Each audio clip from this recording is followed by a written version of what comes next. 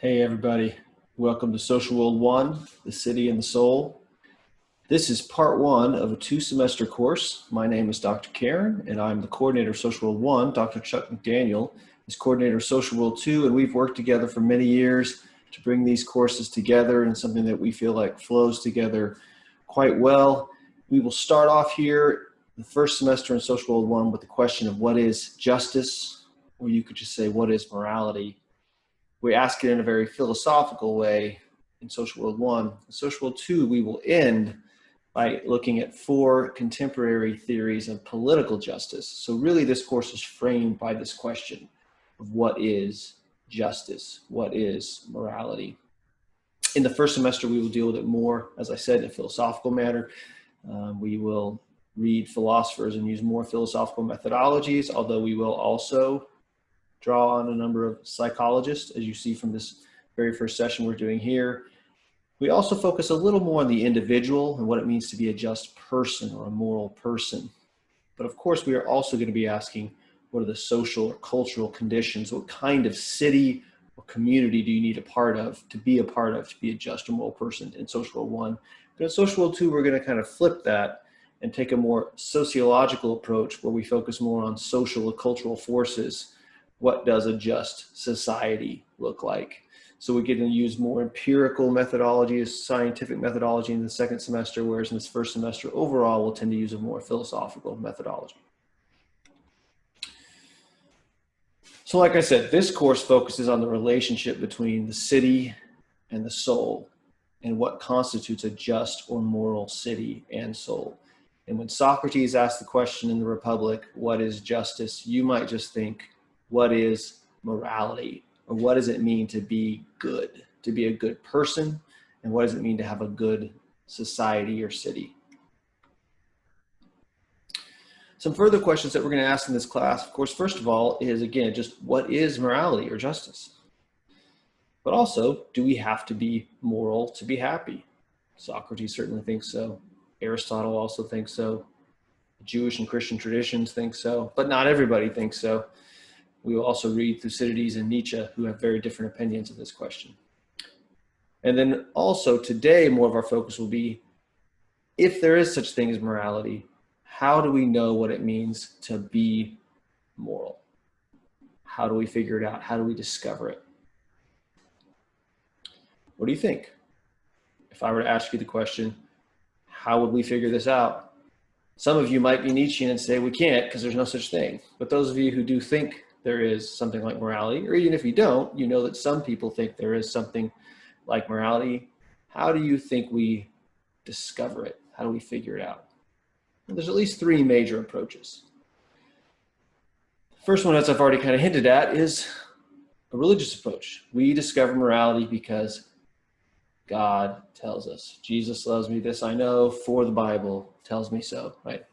At least 3 major Western traditions, Judaism, Islam, and Christianity, believe that God revealed the 10 commandments and that these are the basis of both being a moral person and living in a moral society.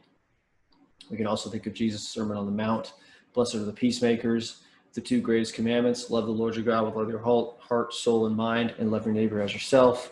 But even if we venture out of the theistic religions to more Eastern religions, we can still say that these things are revealed, instead of maybe being revealed directly by God, they're revealed through the sacred texts and through the sacred practices. So almost all major world religions believe in something like the golden rule, do unto others as you would have them do unto you. And this is because we know this because of the sacred texts. So this is the first way we might know what morality is, because morality is revealed to us. Of course, we're not going to focus so much on that in this course. You'll read a lot of religious texts and world cultures, and you'll focus most heavily on that question in biblical heritage and contemporary ethical issues. This course is more about philosophy and social science. So another way that we might discover what it means to be moral is by rational inquiry. Right? Socrates is convinced that the way we figure out what truth, beauty, and goodness are, as you know from first semester in rhetoric, is we think really hard about it. We ask hard questions, we engage in rigorous, logical, and rational thought, and really importantly for Socrates, we engage in this argument and conversation with other people. Only by talking to other people can we sort of check our own biases. Lots of philosophers are more sit alone by yourself and think about it really hard. One of the reasons we love Socrates is because Socrates is always in dialogue with somebody else. But either way, the point is the same. It's critical and rational inquiry that's going to reveal to us the nature of morality. Because for a thinker like this, morality is absolute and eternal. Morality is similar to scientific or mathematical laws. Gravity is a scientific law that's there whether or not we know it. We discover it by thinking and observing. Mathematical truths, they're the same way. 2 + 2 = 4. This is always true no matter whether we know it or not, and we discover it through critical thought. But the last way, and the way we're going to focus on today, is that we also might just empirically study people and perhaps animals, and that might be a way that we would figure out what morality is.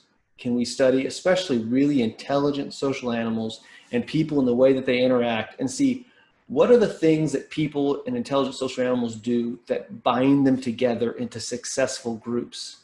We might say whatever it is, whatever the behaviors are and the characteristics are that bind people or animals together into successful social groups, those characteristics might be what we call morality, because some animals aren't successful because they don't follow those dictates of the group. They aren't able to integrate socially the way the rest of us or the rest of the other animals are. This is the way that we're going to evaluate today, looking at both primates, especially chimps and bonobos, and even at very young babies. What are some things that chimps and bonobos and babies do that help bind those groups of people together? So we're going to start with Frans de Waal. Frans de Waal is a primatologist from Emory, and primatology is very similar to psychology. Psychology studies human behavior. Primatology studies animal behavior. And there are subsets of both primatologists and psychologists who think when we look really closely at behavior, and especially behavior within groups, we can discover these sort of glue elements, these things that bind us together, and therefore we can discover the basic building blocks of morality. So here's some de Waal on morality. So a final experiment that I want to mention to you is our fairness study. And so this became a very famous study, and there's now many more, because after we did this about 10 years ago, it became very well known. And we did that originally with capuchin monkeys, and I'm going to show you the first experiment that we did. It has now been done with dogs, and with birds, and with chimpanzees, but with Sarah Brosnan we started out with capuchin monkeys. So what we did is we put 2 capuchin monkeys side by side. Again, these animals, they live in a group, they know each other. We take them out of the group, put them in a test chamber. And there's a very simple task that they need to do. And if you give both of them cucumber for the task, the 2 monkeys side by side, they're perfectly willing to do this 25 times in a row. So cucumber, even though it's really only water in my opinion, but cucumber is perfectly fine for them. Now if you give the partner grapes, the food preferences of my capuchin monkeys correspond exactly with the prices in the supermarket. And so if you give them grapes, it's a far better food, then you create inequity between them. So that's the experiment we did. Recently we videotaped it with new monkeys who had never done the task, thinking that maybe they would have a stronger reaction, and that turned out to be right. The one on the left is the monkey who gets cucumber. The one on the right is the one who gets grapes. The one who gets cucumber, note that the first piece of cucumber is perfectly fine. The first piece she eats. Then she sees the other one getting grape, and you will see what happens. So she gives a rock to us, that's the task. And we give her a piece of cucumber, and she eats it. The other one needs to give a rock to us. And that's what she does. And she gets a grape. And she eats it. The other one sees that. She gives a rock to us now, gets again cucumber.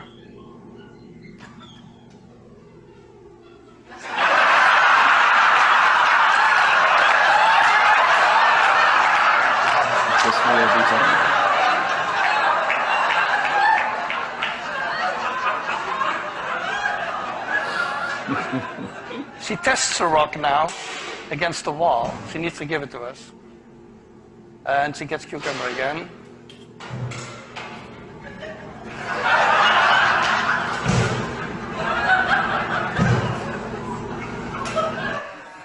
So this is basically the Wall Street protest that you see here.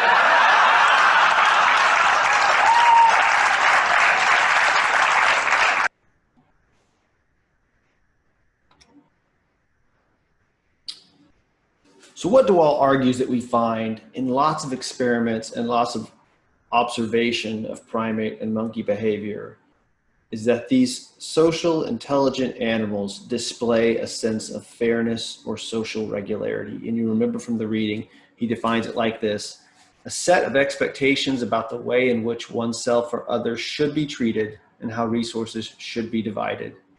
Whenever reality deviates from these expectations to one's or the other's disadvantages, a negative reaction ensues. Most commonly protest by subordinate individuals and punishment by dominant individuals.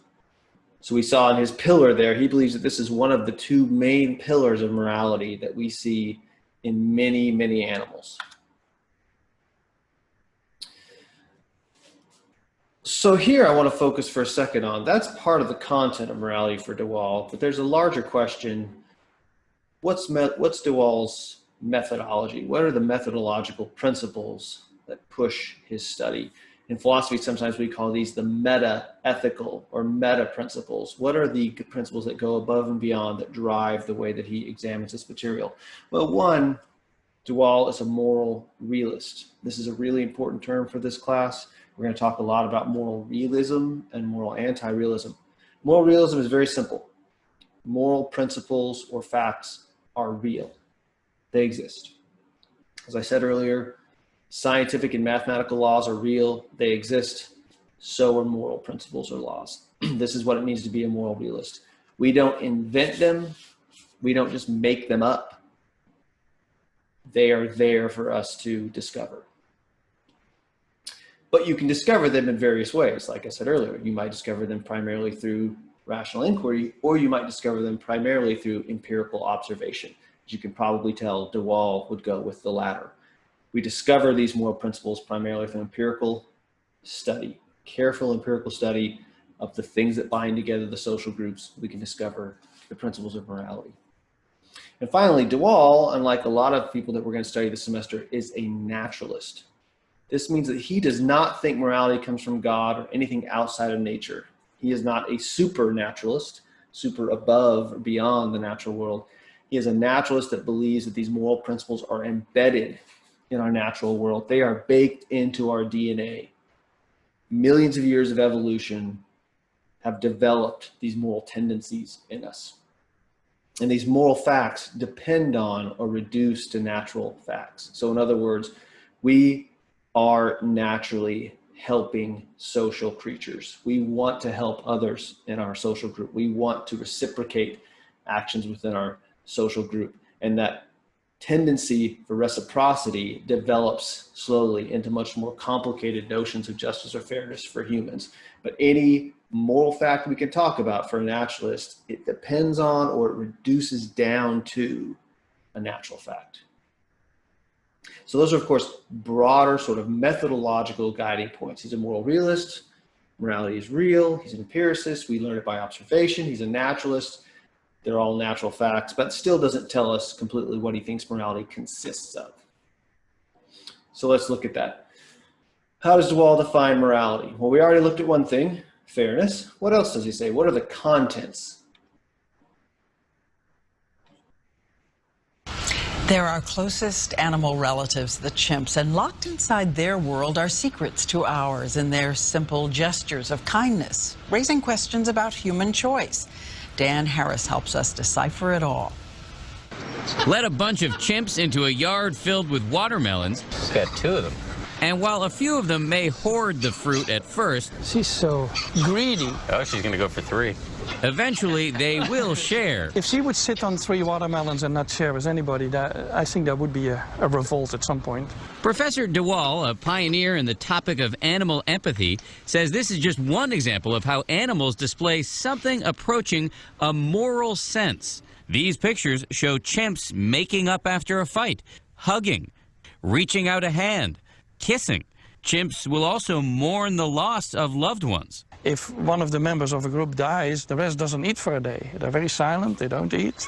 De Waal also designed this experiment with capuchin monkeys, where this female gets a choice between a token that will result in just her getting a treat, or a token that results in both her and her friend getting treats. Over time, if you do this often enough, the monkeys start to prefer the pro-social token. Pro-social. Yeah, so Meaning that it helps somebody else in their group. yes. All of this has Professor De Waal posing a provocative question. You're basically arguing that the building blocks of morality are present in our animal ancestors, and you're using that to raise the question, do we need religion? Yeah. I'm not sure that religion is at the root of morality, because I personally think that morality probably existed long before we had religions. If there is no God, if there is no divine system of morality, who defines right or wrong? I don't think we need God for that. He says we evolved to be moral, that humans, like primates, are group animals, and that groups that work well together tend to survive longer. But here's the twist. Professor De Waal still thinks religion may be useful for encouraging morality. All human societies have some form of religion, so what does it contribute to human society? That's the question. One biologist with a theory that angers both atheists and the faithful. Dan Harris, ABC News, Atlanta.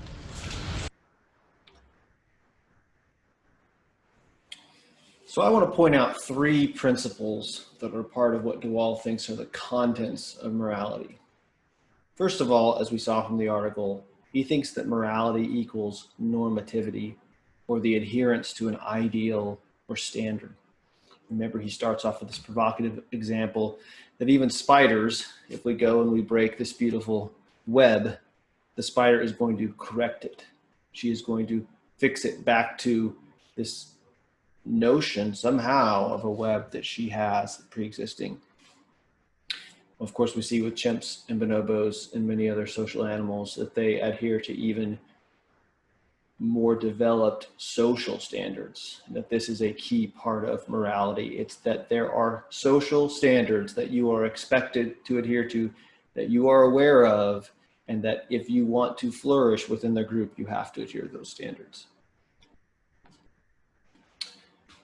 Second one is that morality equals impulse control, the ability to inhibit or control some desires in favor of others. One of my favorite experiments, Georgia State University, Michael Baran takes chimps and he gives them toys to play with and a treat bucket that's pouring down treats. And the longer they wait, the more treats they get. And when he gives them toys to play with, they wait longer for the treats than if he doesn't. They delay gratification by turning their attention to the toys. If he takes the treats away, they don't play with the toys because they're not having to delay gratification. So this ability to delay gratification or control one's impulses, we see this in a number of experiments. Monkeys have also done the famous marshmallow experiment, where they will wait longer for more than one treat if they know that they can wait longer for more than one. So they can delay gratification on purpose. This is a key aspect of morality, is the ability to control yourself. And finally, as we saw in the first talk, De Waal thinks that there are two major building blocks or pillars of morality: fairness and reciprocity, which he talked about in the video, but also empathy or compassion. That we see chimps and bonobos and lots of other social animals care for each other. When they talked about grieving their dead, they talked about consoling someone after a fight through a touch or a kiss. We see lots of instances of empathy or compassion. And De Waal thinks that these are the two major building blocks of morality. These are the two things that without these two elements, social groups won't be bound together and they won't flourish. So even animal social groups have to have something like these two pillars of morality to function well as groups. So we're going to end with this question, which I think is rather provocative and which you've probably been thinking the whole time. So animals seem to do some of these things. They display some normativity. They display some ability to control their impulses or delay gratification. They show some elements of fairness and empathy. Does that make them moral. We tend to think that morality is something that's reserved for humans. Are animals actually moral or not? Well, I think we do have some reasons for thinking that we should stop short of calling animals moral, as opposed to saying we see something like the building blocks of morality present in animal behavior. They do engage in pro-social behavior, which again is extremely important. Isn't that cute? They care for each other. They can even care for other animals. As I said earlier, they inhibit some desires in favor of others. This is absolutely necessary for morality. If you want to help people, if you want to show generosity or compassion, it's often going to require that you are able to inhibit your own desires. You would rather spend that money for yourself. You would rather take the time to do something for yourself, but you are going to inhibit your own desire in order to show somebody else generosity, in order to show somebody else compassion, in order to just be just towards somebody, to give somebody else what they deserve when you would rather keep it. So animals can do this. That seems like a pretty important aspect of morality. And again, they adhere to these behavioral standards that benefit the group. The group is glued together because many individuals within it will adhere to these behavioral standards. Seem like pretty good reasons in favor of the fact that animals might be moral creatures. But I think that perhaps it takes more than those things to actually be moral. That just adhering to social standards, delaying gratification, following some ideals, I think maybe it takes more than that. The philosopher Christine Korsgaard argues that moral action requires the ability for what she calls normative self-governance, the ability to form and act on judgments of what we ought to do. Think about that for just a second. What do you think it means to be able to form and act on a judgment of what you ought to do? Not what you want to do, not even what necessarily might benefit the group, not what's just expected of you in this situation, but what you ought to do. Should you help that person on the side of the road, or should you keep driving on? Should you support certain social causes, or should you not? This seems like a pretty profound question to me. And I think that actually Waal agrees. This is a quote from the end of the article that you read. Animal behavior is normative in that it seeks certain outcomes, but that animals manage to do so without normative judgment. They may evaluate social behavior as successful or unsuccessful in furthering their goals, but not in terms of right or wrong. Catch that end part? They seek certain outcomes, benefiting themselves and the group, but they do it without what he's calling normative judgment, or what Korsgaard calls normative self-governance.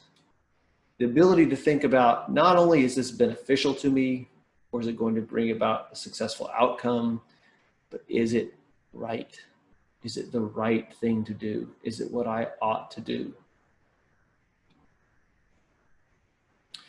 Another way to think about it here, slightly related, is that animals lack self-consciousness. They cannot call their desires into question and ask whether or not this desire gives them a reason for action. I desire to give someone money. Is that desire a reason for me to act? Am I doing it for the right reasons? Am I doing it just to make myself feel better? Am I doing it just so other people will look at me and think of how generous a person I am? Or am I doing it because I really have compassion for this person? And maybe if you're a Christian, you say, I see Jesus in this person that's hurting, and I believe that I should help other people that are naked and that are without food, because that's what Jesus would do. Seem like two very different motivations, right? The motivation to just look good, the motivation to actually treat another person like they have the image of God in them. These are very, very different. We really don't have the evidence that an animal can do anything like think about what their motivation is when they go to do an action. So for this reason, I would argue that we see the building blocks of morality in primates and in many other social intelligent animals, but we don't actually see what we would think is morality itself. I hope you enjoyed this presentation. The next one we'll look at moral babies.